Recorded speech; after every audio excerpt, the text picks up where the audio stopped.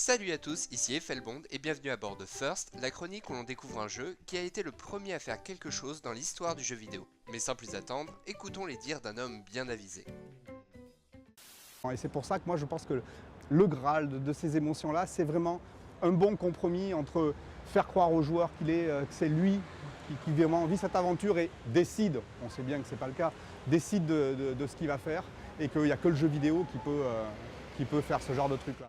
Ah, Frédéric Reynal, un monument du jeu vidéo, l'instigateur des survival horror modernes, des Resident Evil et un exemple suivi par beaucoup. Mais on s'égare là. Le marché français, parti de quelques développeurs de talent sur ordinateur dans les années 80, s'est ensuite développé massivement durant les années suivantes. On connaît bien sûr de grands studios comme Ubisoft ou encore Arkane Studio, mais de nombreux talents œuvrent dans le secteur, de Michel Ancet à Paul Cuisset en passant par David Cage. Malheureusement, les pouvoirs publics ont encore du mal à considérer le jeu vidéo comme un secteur important. Ce qui m'amène à la question du jour, selon vous, quel est le premier jeu vidéo français?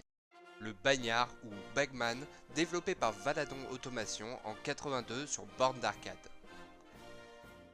Pour parler de Bagman, il est intéressant de revenir sur le parcours de Valadon Automation. Créé par Alain Valadon en 77 pour faire de l'automatisme industriel, l'entreprise s'intéresse au monde nouveau de l'arcade très rapidement. Leur première tentative, appelée Millipack en 1980, se prend un retour de bâton de la part d'Atari pour une trop grande ressemblance avec Millipede de l'éditeur, aussi bien techniquement qu'au niveau du gameplay. Un procès se tiendra d'ailleurs à Paris entre les deux parties et ne se terminera qu'en 1984 au bénéfice d'Atari. Cela ne va évidemment pas arrêter les Français, qui 2 ans plus tard sortent leur premier titre officiel, le Bagnard. Votre mission, en tant que bagnard, est de récupérer tous les sacs d'or dans une mine et de les ramener à la surface au moyen de chariots et autres mécanismes. Bien sûr, et sinon ce serait trop simple, 2 policiers seront là pour vous empêcher de récupérer les sacs avant la fin du timer.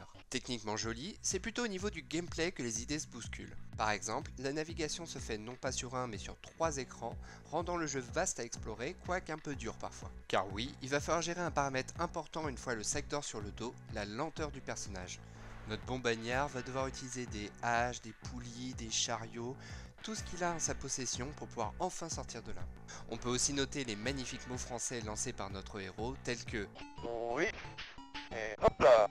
En résumé, un jeu passionnant mais exigeant qui, avec son mode de joueur et son marketing astucieux par Stern aux États-Unis au moyen de BD marrantes, aura passionné une foule de joueurs. Valadon sera fier de son succès et lancera une série de jeux dans les années 80 dont Pikin, Super Draw Poker, Super Bagman ou encore Tankbuster. Étonnamment, bien qu'ayant quitté le monde du jeu vidéo, Valadon Automation existe toujours. Vous pouvez toujours les voir à Chalon-sur-Saône, arborant leur fier logo, même si depuis 2014, Vinci Energy les a rachetés. Et c'est tout pour ce numéro. N'hésitez pas à me faire part de votre avis, à regarder le dernier épisode ou à partager vos anecdotes sur les jeux gaulois. En attendant, je vous laisse et à bientôt pour un prochain First.